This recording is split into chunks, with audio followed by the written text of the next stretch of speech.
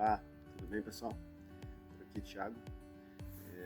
Essa é a parte 2 do vídeo que a gente vai, que a gente está fazendo para vocês aí,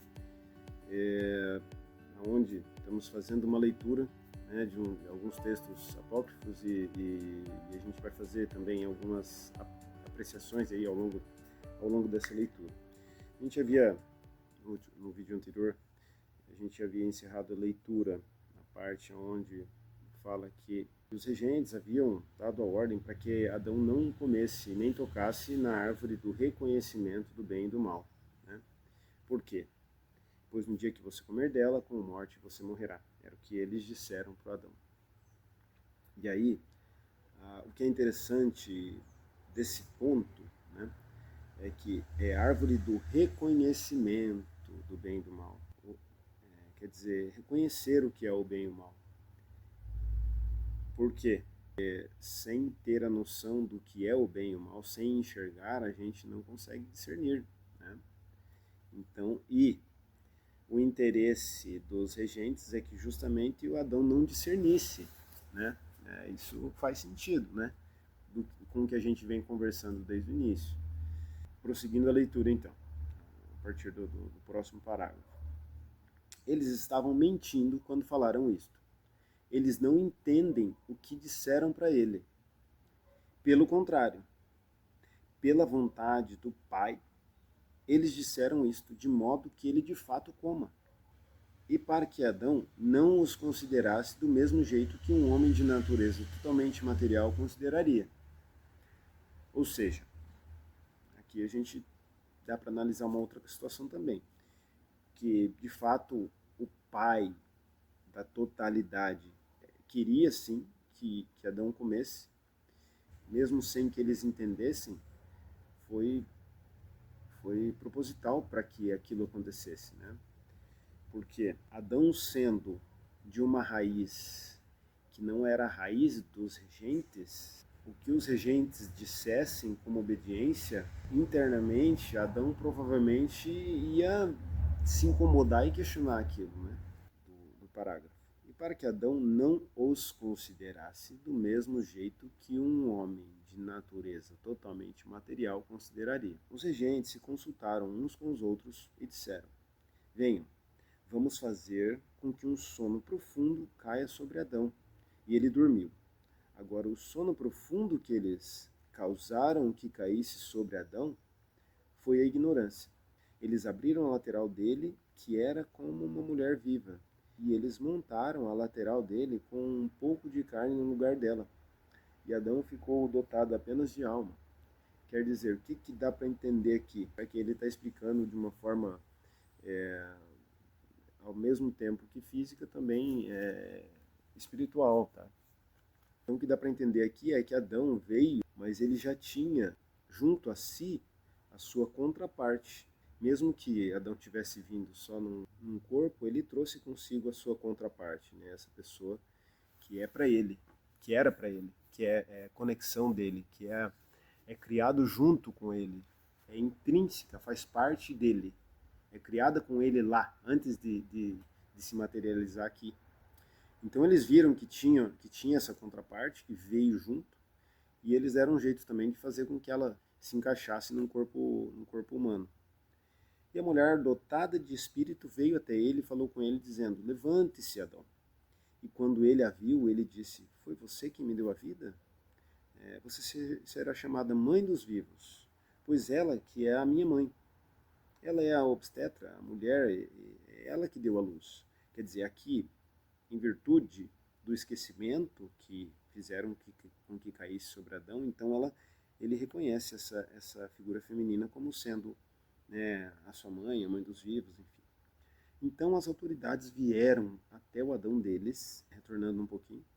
Eles abriram a lateral dele e era como uma mulher viva, e eles montaram a lateral dele com um pouco de carne no lugar dela. E Adão ficou dotado apenas de alma. Então é como se em algum momento, quando ela viesse e reconhecesse ele, o Adão, que era completo em virtude do sono da ignorância, sono do esquecimento, ficou apenas sendo alma. qualquer coisa que sobreviesse sobre ele e o chamasse a atenção, ele entenderia já como uma mulher que me deu a vida, obstetra, enfim, né? O nosso contexto aí é a mulher que dá a vida, né? Então, o homem se junta à mulher e a mulher que tem a concepção. Então, as autoridades vieram até o Adão deles. Por que ele coloca Adão deles aqui? Porque nesse momento o Adão passou, depois de ter sido tomado pela ignorância, pelo sono, pelo esquecimento, passa a ser o Adão deles, né? E quando eles viram a contraparte feminina dele falando com ele, eles ficaram agitados com grande agitação e eles se apaixonaram por ela. E eles disseram uns aos outros: venham, vamos espalhar a nossa semente nela. E eles a perseguiram. E ela riu deles pela tolice e cegueira deles. E nas garras deles ela se tornou uma árvore e deixou diante deles o reflexo indistinto dela, aparentando a si mesma. E eles a violaram de forma imunda. E eles violaram o sinal da voz dela, de modo que por meio da forma que eles modelaram, junto com a própria imagem deles, eles se tornaram propensos à condenação. Então o espírito feminino entrou na águia, que é o instrutor, e ele os ensinou, dizendo: o que ele disse para você? Foi: você comerá de toda a árvore do jardim, mas da árvore do reconhecimento do bem e do mal não coma. E a mulher carnal disse: ele disse não somente não coma, mas até não a toque, pois no dia que você comer dela, com morte você morrerá. E a águia, o instrutor, disse: com morte vocês não irão morrer, pois foi por ciúmes que ele disse isto a vocês. Pelo contrário, seus olhos se abrirão e vocês se tornarão como deuses, reconhecendo o bem e o mal. E o princípio instrutor feminino foi removido da águia, e ela o abandonou, uma coisa meramente da terra. A mulher pegou da árvore e comeu, e ela deu ao marido dela também. E estes seres, que possuíam apenas uma alma, comeram, e então eles ficaram sóbrios do esquecimento. Eles perceberam a imperfeição e a falta de sabedoria de seus criadores, e reconheceram que eles mesmos estavam despidos do elemento espiritual. Então, eles pegaram folhas de figueira e amarraram em seus quadris. Pessoal, uma pausa. O que é interessante entender ou analisar desse texto aqui? Primeiro, fizeram com que um sono viesse sobre Adão, o sono do esquecimento, a ignorância. Depois, Adão ficou sendo um homem somente com alma. O Adão era completo. Ele, a partir dessa ignorância, ele se esqueceu da sua origem, digamos assim, e passou a ser um homem somente dotado de alma. E aí, então, nessa janela de tempo, veio Eva, dotada de espírito. Porém, exigentes se apaixonam nessa história aqui, por ela, e a perseguem. E ela deixa como se fosse uma figura dela aqui, e que eles acabam violando essa figura, né? Então é como se tivesse vindo também essa figura feminina completa, e que quando eles vão vilipendiar essa força feminina, essa força sai e deixa ali, digamos, o corpo. E o corpo foi vilipendiado, né? O corpo dessa figura feminina. Então aí, feitas essas observações, continuando. Então o regente-chefe, que é a serpente, veio e ele disse: Adão, onde você está? Porque ele não entendeu o que tinha acontecido. E Adão disse: eu ouvi a sua voz e tive medo porque eu estava nu e eu me escondi. E aí, o que acontece? O regente disse: por que você se escondeu? A menos que é porque você comeu da única árvore que eu ordenei que você não comesse. E você comeu.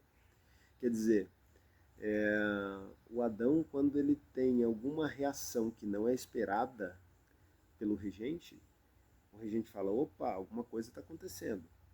Né? O que foi? Você me desobedeceu. Né? E Adão disse: a mulher que você me deu, ela me ofereceu e eu comi.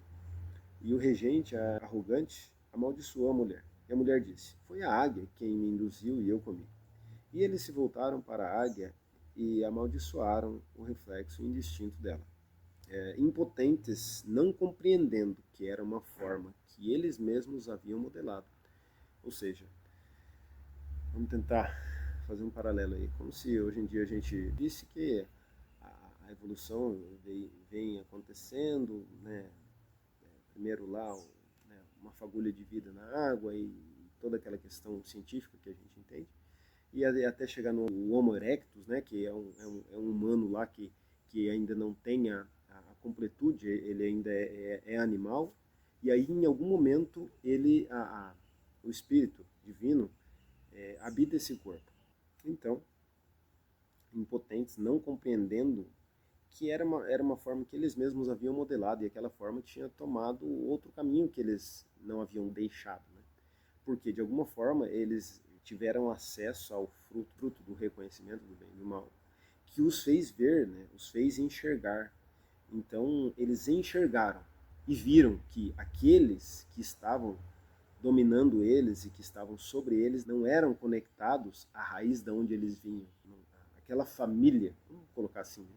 Aquela família que dominava, família não terreno, né, pessoal? Vamos colocar aí aquela linhagem que dominava, não era a linhagem deles, então eles estavam sendo dominados por uma linhagem que não a deles. E claro, né, a linhagem dominante não podia deixar que eles vissem isso, né? E aí qualquer semelhança com isso em relação ao que acontece hoje, né, não é mera coincidência, não é. Tá? Então, eles se voltaram para o Adão deles e o tomaram e expulsaram do jardim junto com sua esposa, pois eles não possuem bênção, já que eles também estão sob maldição. Além do mais, ele jogou a humanidade em grande distração, em uma vida de dificuldades, para que a humanidade deles possa estar ocupada com afazeres mundanos e não possa ter a oportunidade de se dedicar ao Espírito Sagrado. Então é o que a gente vê aí, né? A dominação através do materialismo, material, né? Comprar algo material, ter algo material, propagandas para que se consuma. Tudo isso aí faz parte dessa mesma estrutura que é muito grande. Esse é um ponto importante aqui do texto. Tá? Agora, em seguida, ela gerou Caim, o filho deles. E Caim cultivava a terra. Logo após isso, ele reconheceu sua esposa, engravidando novamente, e ela gerou Abel. E Abel era um pastor de ovelhas. Agora, Caim apresentou das colheitas do campo dele, mas Abel apresentou uma oferenda dentre as suas ovelhas. Então Sabaote, que é chamado o Senhor das Forças, olhou sobre as oferendas votivas de Abel, mas ele não aceitou as oferendas votivas de Caim. E o Caim carnal perseguiu Abel, seu irmão. Então aqui, mais uma vez, né, para a gente tentar linkar com o que a gente tem analisado. O Caim carnal perseguiu Abel, seu irmão. Esse parágrafo nos explica que Caim era filho dos regentes. Os regentes espalharam suas sementes sobre a mulher. E depois, ele, Adão, reconheceu mais uma vez sua mulher, engravidando novamente e gerou Abel. A partir dessa primeira família, né, que é claro, uma história que é contada, explicada, mas a partir desse primeiro casal, que foi sim, vindo de uma esfera que esses regentes não tinham conhecimento, não sabiam o que era, veio esse casal e a partir desse casal esses regentes também se reproduziram com essa mulher. Então a partir daí a gente passa a ter dois povos. Um povo que é nascido dessa raiz dessas pessoas que vieram, né, desse lugar, e existe um povo que são filhos desses regentes, tá? Então, e daí o texto aqui ele coloca como, né, essas pessoas somente de alma e as pessoas que são mutadas de espírito. É uma forma de explicar, claro, né? Duas linhagens, né? Duas linhagens que estão na Terra até hoje, né? Que criaram famílias e que até se misturaram. Então, né, se misturaram, estão misturadas, e a gente se vê num momento em que a gente tá todo mundo junto aí, né? Nessa panela aí, que se chama planeta Terra, né? E só que o que acontece? Isso é claro, uma percepção minha. Mas a gente tem as pessoas que vivem em paz, que não tem, né, não tem grandes desejos por ter poder, por isso, por aquilo. E tem pessoas que já nascem já logo, pessoas que sempre já têm uma segunda intenção para alcançar algo à frente, pessoas que preferem ter a vantagem do que serem justas, né? Então, porque às vezes a justiça implica em você deixar de ter uma vantagem para si, né? Esse princípio da justiça, quando ele é dentro, quando ele está dentro da gente, ele implica em muitas vezes a gente deixar de ter uma vantagem, porque por a gente entender que aquilo não é justo, tá? Enquanto que tem essas pessoas que são, e claro, né? Como a gente está misturado, a gente tem tanto esses defeitos, né? De por vezes também achar que tirar vantagem é uma coisa boa, quanto tem também essas qualidades, né? Temos que viver, né? O que é desejável é que os, os que são da mesma família se juntem só, né? Então, você que percebe isso, você que, né, que tem também alguma percepção próxima a isso, como que a gente ama o nosso inimigo? O que é o amor se não for traduzido em ações e atitudes, né? O amor, ele só sendo um sentimento, ele não produz grandes impactos, nem grandes... Ele produz quando ele é traduzido em ações. Então, como você ama o seu inimigo? Você ama o seu inimigo quando você deixa de revidar, quando você deixa de responder às provocações. O que a gente tem como fazer, ou o que pode surgir disso, no sentido de a gente conseguir expressar algum ato que venha desse amor, dessa compaixão, seja justamente a gente, claro, nos defendermos, né? Porque a defesa é legítima, né? Tem até no direito tem um negócio, né, que fala legítima defesa, que é o quê? Você se defender é legítimo.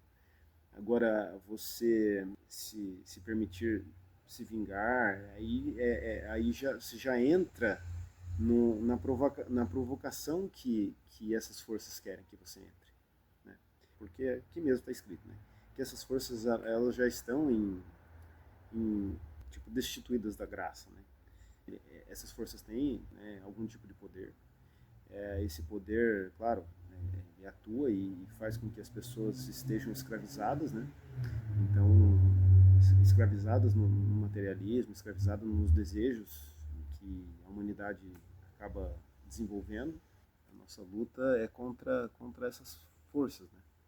E aí a gente tem um movimento de voltar para dentro de si, né? Para que a gente lute contra elas, no sentido de caminhar, porque a nossa luta contra elas nada mais não é entrar em embate. A nossa luta contra elas é deixar de nos voltarmos para algo externo e passarmos a nos voltar para algo interno. Essa que é a nossa luta contra essas forças, tá? Porque essas forças, elas têm força enquanto as pessoas estão distraídas, olhando algo que elas não enxergam ou buscando algo fora, né? Essas forças, elas diminuem quando cada um de nós começa a voltar para dentro de si, tá? É isso que acontece. E é isso que eles não podem deixar acontecer. Pessoal, continuando aqui, a gente precisou fazer um ajuste no ângulo dos equipamentos aqui, porque por mais que a gente queira luz, o equipamento ele sofre com o sol. Retornando ali, das ofertas votivas de Caim e as ofertas de Abel, essa força, né, esse ser Sabaô, ele não aceitou as ofertas de Caim, porque Caim era de outra linhagem, né? E não era da mesma linhagem de Abel, então não fazia parte, não era parte da família. E aí então Caim ele desenvolve esse sentimento de ruim, né, que o fez cometer o que cometeu. Então a gente, a partir daí, né, a história se desenrola e nascem outros filhos, né, de Adão e Eva, a família de Adão e Eva mesmo. Então a gente vai encerrar, né, por aqui. Você que teve paciência de ficar comigo até aqui, né, ouvindo essa leitura ou refletindo conosco aí, e você tem que ter a tua reflexão, tá? Isso aqui é a minha reflexão que eu estou compartilhando, mas a reflexão tem que ser sua. Por quê? por conta do princípio que vai nos levar a sermos libertos, ver tudo e analisar o que faz sentido para você, ter uma visão completa. Quando você tem, eu já falei isso em outro momento, quando você tem só um ponto de vista, é como se lhe fosse cerceado o livre-arbítrio. Mas quando você tem dois pontos de vista, você pode analisar e ver qual ponto de vista faz mais sentido para você. E aí você tem mais capacidade de exercer o seu livre-arbítrio com mais legitimidade, né? Com mais verdade interna dentro de si. Né? Tá? Beleza, pessoal? Então eu agradeço a todos aí que tem, né, tem acompanhado. A gente sabe que demanda um pouco de paciência, tempo, atenção. E a nossa oração, como sempre, é para que a nossa percepção esteja liberta, tá? Para que as forças internas nossas nos auxiliem para que a nossa percepção esteja liberta dos condicionamentos que nos são impostos externamente, tá bom? Um abraço, até mais.